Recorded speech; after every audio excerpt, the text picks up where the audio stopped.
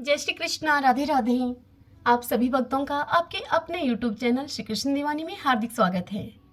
आज आप सुन रहे हैं वैशाख मास महात्म्य का 28वां अध्याय। सर्वप्रथम भगवान का स्मरण करते हुए आप सभी मेरे साथ बोलिए। शांताकारं भुजगशयनं पद्मनाभं सुरेशं विश्वधारं गगनसदृशं मेघवर्णं शुभांगं लक्ष्मीकान्तं कमलनयनं योगिभिर्दयानगमयं वन्दे विष्णुं भवभयहरं सर्वलोकैकनाथम्। ओम नमो भगवते वासुदेवाय। राजा महिरथ ने अपने पुरोहित से कहा, हे सौम्य स्वभाव वाले गुरुदेव, आपने मुझे वह अमृत पिलाया जिसका आविर्भाव समुद्र से नहीं हुआ है। आपका वचन संसार रूपी रोग का निवारण तथा दुर्व्यसनों से मुक्त करने वाला द्रव्य भिन्न औषध है। आपने कृपा करके मुझे आज इस औषध का पान करवाया है। हे विप्रवर, सत्पुरुषों का समागम मनुष्यों को हर्ष प्रदान करने वाली, उनके पापों को दूर भगाने वाली तथा जरा मृत्यु का अपहरण करने वाली संजीवनी बूटी है। इस पृथ्वी पर जो जो मनोरथ दुर्लभ हैं अथवा जो जो मनोरथ दुर्लभ माने गए हैं, वे सब यहाँ साधु पुरुषों के संग से प्राप्त हो जाते हैं। जो पापों का अपहरण करने वाली सत्संग की गंगा में स्नान कर चुका है, उसे दान, तीर्थ सेवन, तपस्या तथा यज्ञ करने की भला क्या आवश्यकता है। हे प्रभु, आज के पहले मेरे मन में जो जो भाव उठते थे, वे सब केवल काम सुख के प्रति लोभ उत्पन्न करने वाले थे, किंतु आज आपके दर्शन से, आपके इन वचनों से उनमें विपरीत भाव आ गया है। मूर्ख मनुष्य एक जन्म के सुख के लिए हजारों जन्मों का सुख नष्ट करता है और विद्वान पुरुष एक जन्म से हजारों जन्म बना लेते हैं। हाय हाय, कितने खेद की बात है कि मुझ मूर्ख ने अपने मन को सदा ही काम जनित रस के आस्वादन सुख में ही फंसाए रखने के कारण कभी कुछ भी आत्म कल्याण का कार्य नहीं किया। आहो, मेरे मन का कैसा मोह है जिससे मैंने स्त्रियों के फेर में पड़कर अपने आत्मा को घोर विपत्ति में डाल दिया, जिसका भविष्य अत्यंत दुखमय है तथा जिससे पार पाना बहुत ही कठिन है। हे भगवान, आपने स्वतः संतुष्ट होकर अपनी वाणी से आज मुझे मेरी स्थिति का बोध करा दिया। अब उपदेश देकर आप मेरा उद्धार कीजिए। पूर्व जन्म में हो न हो मैंने कोई पुण्य ही किया था, जिससे कि आपने मुझे यह बोध कराया है। विशेषतः आपके चरणों की धूलि से आज मैं पवित्र हो गया हूँ। हे वक्ताओं में श्रेष्ठ, अब आप मुझे वैशाख मास की विधि बतलाइए। यह सुनकर कश्यप मुनि राजा से बोले कि हे राजन, बुद्धिमान पुरुष को चाहिए कि वह बिना पूछे अथवा अन्यायपूर्वक पूछने पर किसी को उपदेश न दे। लोक में जानते हुए भी जड़वत अनजान की भांति ही आचरण करे, परंतु विद्वानों, शिष्यों, पुत्रों और श्रद्धालु पुरुषों को उनके हित की बात कृपा पूर्वक बिना पूछे भी बतानी चाहिए। हे राजन, इस समय तुम्हारा मन धर्म में स्थित हुआ है, अतः तुम्हें वैशाख स्नान के उत्तम व्रत का पालन करवाऊंगा मैं। तदंतर पुरोहित कश्यप ने राजा महिरथ से वैशाख मास में स्नान, दान और पूजन कराया। शास्त्र में वैशाख स्नान की जैसी विधि उन्होंने देखी थी, उसका ठीक ठीक पूरा पूरा पालन करवाया। राजा महिरथ ने भी गुरु की प्रेरणा से उस समय विधि पूर्वक सभी नियमों का पालन किया और माधव मास का जो जो विधान उन्होंने बताया, वह सब आदर पूर्वक राजा ने सुना। उन नृपश्रेष्ठ ने प्रातःकाल स्नान करके भक्तिभाव के साथ पाद और अर्घ्य आदि देकर श्रीहरि का पूजन किया तथा नैवेद्य का भोग लगाया। यमराज कहते हैं ब्राह्मण से कि हे ब्राह्मण, तत्पश्चात राजा के ऊपर काल की दृष्टि पड़ी। अधिक मात्रा में रति का सेवन करने से उन्हें क्षय का रोग हो गया था, जिससे कि उनका शरीर अत्यधिक दुर्बल हो गया। अनंत तो गत्वा उसकी मृत्यु हो गई। उस समय मेरे तथा भगवान विष्णु के दूत भी उन्हें लेने के लिए पहुंचे। विष्णु दूतों ने कहा कि ये राजा धर्मात्मा है। यूं कहकर मेरे सेवकों को डांटा और स्वयं राजा को विमान पर बैठाकर वे बैकुंठ लोक को ले गए। वैशाख मास में प्रातःकाल सेवन करने से, स्नान करने से राजा का पातक नष्ट हो चुका था। भगवान विष्णु के दूत अत्यंत चतुर होते हैं। वे भगवान की आज्ञा के अनुसार राजा महिरथ को नरक मार्ग के निकट से लेकर गए। जाते जाते राजा ने नरक में पकाए जाने के कारण घोर चित्कार करने वाले जीवों का आर्तनाद सुना। आर्तनाद करुण कंदरन को कहा जाता है। कड़ा में डालकर ओटाए जाने वाले पापियों का कंदरन बड़ा ही भयंकर था। सुनकर राजा को बड़ा विस्मय हुआ। वे अत्यंत दुखी होकर दूतों से बोले, राजा ने दूतों से कहा कि जीवों के कराहने की यह भयंकर आवाज क्यों सुनाई दे रही है मुझे? इसमें क्या कारण है? आप लोग यह सब बताने की मुझे कृपा करें। तो विष्णुदूत राजा महिरथ से बोले कि जिन प्राणियों ने धर्म की मर्यादा का परित्याग किया है, जो पापाचारी एवं पुण्यहीन हैं, वे तामिस्त्र आदि भयंकर नरकों में डाले गए हैं। पापी मनुष्य प्राण त्याग के पश्चात यमलोक के मार्ग में आकर भयानक दुख भोगते हैं। यमराज के भयंकर दूत उन्हें इधर उधर घसीटते हैं और वे अंधकार में गिर पड़ते हैं। उन्हें आग में जलाया जाता है, उनके शरीर में कांटे चुभाए जाते हैं, उनको आरी से चीरा जाता है तथा भूख प्यास से पीड़ित रहते हैं। वे पीप और रक्त की दुर्गंध के कारण उन्हें बार बार मूर्छा आ जाती है। कहीं वे खोलते हुए तेल में उठाए जाते हैं, तो कहीं उन पर मूसलों की मार पड़ती है, तो कहीं तपाए हुए लोहे की शिलाओं पर डालकर उन्हें पकाया जाता है। कहीं वमन, तो कहीं पीप, तो कहीं रक्त उन्हें खाने के लिए मिलता है। मुर्दों की दुर्गंध से भरे हुए करोड़ों नरक हैं, जहां पर शरपत्र वन है, शिलापात के स्थान हैं, जहां पापी शिलाओं पर पटके जाते हैं। वहां की समतल भूमि भी आग से तपी होती है। इसके सिवा गर्म लोहे के, खोलते हुए तेल के, मैदे के, तपे हुए स्तंभ के तथा कूट शालमली नाम के भी नरक हैं। छुरे, कांटे, कील और उग्र ज्वाला के कारण शोभ एवं भय उत्पन्न करने वाले बहुत से नरक हैं। कहीं तपी हुई बैतरणी नदी है, तो कहीं पीप से भरे हुए अनेकों कुंड हैं। इन सब में पृथक पृथक पापियों को डाला जाता है। कुछ नरक तो ऐसे हैं जो जंगल के रूप में हैं। वहां के पत्ते तलवार की धार के समान तीखे हैं, इसी से उन्हें असीपत्र वन कहते हैं। वहां प्रवेश करते ही नर नारियों के शरीर कटने और छिलने लगते हैं। कितने ही नरक घोर अंधकार तथा आग की लपटों के कारण अत्यंत दारुण प्रतीत होते हैं। इनमें बार बार यातना भोगने के कारण पापी जीव नाना प्रकार के सुमरों में रोते और विलाप करते हैं। हे राजन महिरथ, इस प्रकार ये शास्त्र विरुद्ध कर्म करने वाले पापी जीव कराहते हुए नरक यातना का कष्ट भोग रहे हैं। उन्हीं का यह कर्दन आपको सुनाई दे रहा है। सभी प्राणियों को अपने पूर्ववर्त कर्मों का भोग भोगना ही पड़ता है। प्राय स्त्रियों का संग प्रसन्नता के लिए किया जाता है, किंतु वास्तव में वह संग दुखी देने वाला होता है। 2 घड़ी तक किया हुआ विषय सुख का आस्वादन अनेक कल्पों तक दुख देने वाला होता है। हे राजेंद्र, तुमने वैशाख मास में प्रातःकाल स्नान किया है।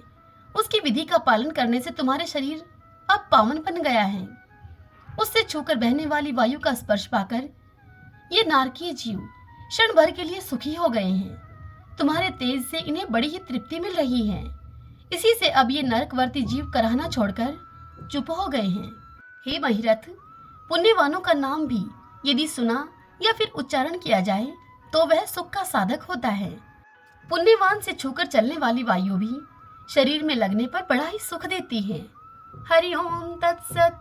ओम नमो भगवते वासुदेवाय। आज वैशाख मास के शुक्ल पक्ष की द्वादशी है, तो आइए आज हम द्वादशी की कथा का श्रवण करें।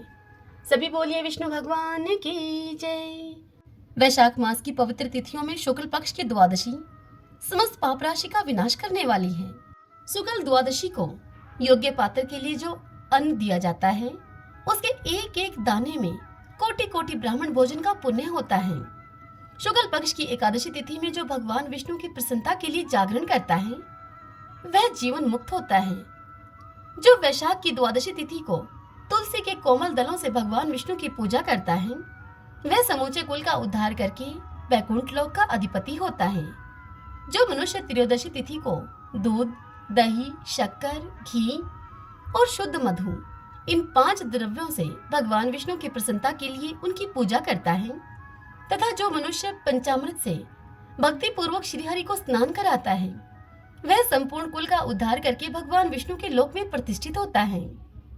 जो सायंकाल के समय में भगवान विष्णु की प्रसन्नता के लिए शरबत देता है, वह अपने पुराने पाप को शीघ्र ही त्याग देता है।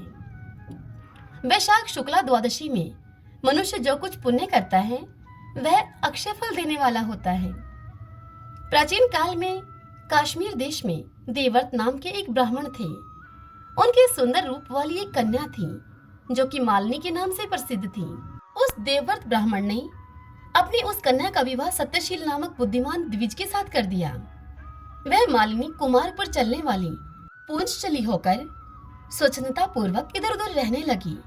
वह केवल आभूषण धारण करने के लिए ही पति का जीवन चाहती थी। उसकी हितैषणी नहीं थी।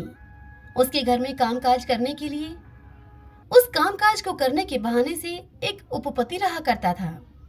सभी जाति के मनुष्य जार के रूप में उसके यहाँ ठहरते थे। वह कभी भी अपने पति की आज्ञा का पालन करने में तत्पर नहीं हुई। उसके इसी दोष से उसके सब अंगों में कीड़े पड़ गए, जो कि काल अनंतक और यम की भांति अब उसकी हड्डियों को भी छेद डालते थे। उन कीड़ों से उसकी नाक, जीवा और उसके कानों का उच्छेद हो गया था। उसके स्तन और उसकी उंगलियां गल गई। उसमें अब पंगुता आ गई। इन सब कलेशों से मृत्यु को प्राप्त होकर वह नरक की यातनाएं भोगने लगी। 1,50,000 वर्षों तक वह तांबे के भांड में रखकर जलाई गई। 100 बार उसे कुत्ते की योनि में जन्म लेना पड़ा। तत्पश्चात शोवीर देश में पदम बंधु नाम के एक ब्राह्मण के घर में वह अनेक दुखों से गिरी हुई कुतिया हुई। उस समय भी उसके कान, नाक, पूंछ और पैर कटे हुए थे। उसके सिर में कीड़े पड़ गए थे और उसकी योनि में भी कीड़े भरे रहते थे। मुनि श्रुतदेव जी राजा जनक से इस कथा का श्रवण कराते हुए आगे कहते हैं कि हे राजन, इस प्रकार उसके 30 वर्ष बीत गए। एक दिन वैशाख के शुक्ल पक्ष की द्वादशी तिथि को पदम बंधु का पुत्र नदी में स्नान करके पवित्र होकर भीगे हुए वस्त्रों से अपने घर को आया। उस पुत्र ने तुलसी की वेदी के पास जाकर अपने पैर धोए। दैव योग से वह कुतिया उस वेदी के नीचे सोई हुई थी। सूर्योदय से पहले का समय था। ब्राह्मण कुमार के चरणोदक से वह नहा गई थी और तत्काल ही उस कुतिया के सारे पाप नष्ट हो गए। फिर तो उस कुतिया को उसी क्षण अपने पूर्व जन्मों का स्मरण हो आया। पहले के कर्मों की याद आने से वह कुतिया तपस्वी के पास जाकर बड़ी ही दीनता पूर्वक वाणी में पुकारने लगी। कुतिया ने कहा कि हे मुने, आप हमारी रक्षा करें। तदंतर उस कुतिया ने पदम बंधु मुनि के पुत्र से अपने पूर्व जन्म के दुराचरण पूर्ण वृतांत को सुनाए और यह भी उनसे कहा कि हे ब्राह्मण, जो कोई भी दूसरी युवती पति के ऊपर वशीकरण का प्रयोग करती है, वह दुराचारणी मेरी ही तरह तांबे के पात्र में पकाई जाती है।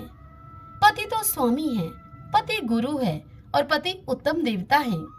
साध्वी स्त्री उस पति का अपराध करके कैसे सुख पा सकती है? पति का अपराध करने वाली स्त्री सैकड़ों बार तिर्यक योनि पशु पक्षियों की योनि को कहा जाता है। तो पति का अपराध करने वाली स्त्री सैकड़ों बार तिर्यक योनि में और अरबों बार कीड़े की योनि में जन्म लेती है।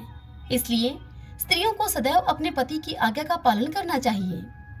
हे ब्राह्मण, आज मैं आपकी दृष्टि के सम्मुख आई हूँ। यदि आप मेरा उद्धार नहीं करेंगे तो फिर मुझे पुनः इस यात्रा पूर्ण घृणित योनि का दर्शन करना पड़ेगा।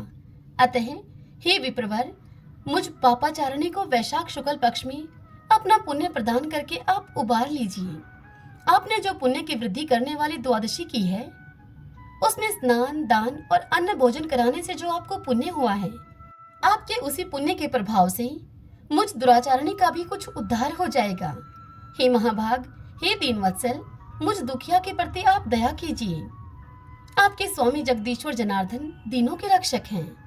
उनके भक्त भी उन्हीं के समान होते हैं। हे दीनवत्सल, मैं आपके दरवाजे पर रहने वाली कुतिया हूँ। मुझ दीना के प्रति आप दया कीजिए, आप मेरा उद्धार कीजिए। अंत में मैं आप द्विजेंद्र को नमस्कार करती हूँ।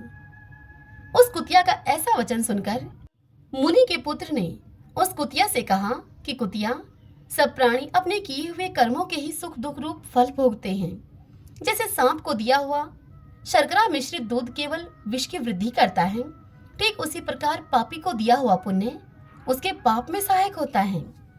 मुनि कुमार के ऐसा कहने पर कुतिया अब दुख में डूब गई।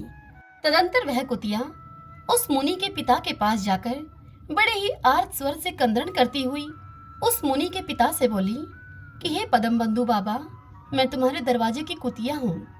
मैंने सदा तुम्हारी जूठन खाई है। आप मेरी रक्षा करो, मुझे बचाओ। ग्रस्त महात्मा के घर पर जो पालतू जीव रहते हैं, उनका उद्धार करना चाहिए। यह वेद वेत्ताओं का मत है। चांडाल, कौवे, कुत्ते ये प्रतिदिन ग्रस्तों के दिए हुए टुकड़े खाते हैं। अतः ये उनकी दया के पात्र हैं। जो अपने ही पाले हुए रोग आदि से ग्रस्त एवं असमर्थ प्राणी का उद्धार नहीं करता, वह नरक में पड़ता है।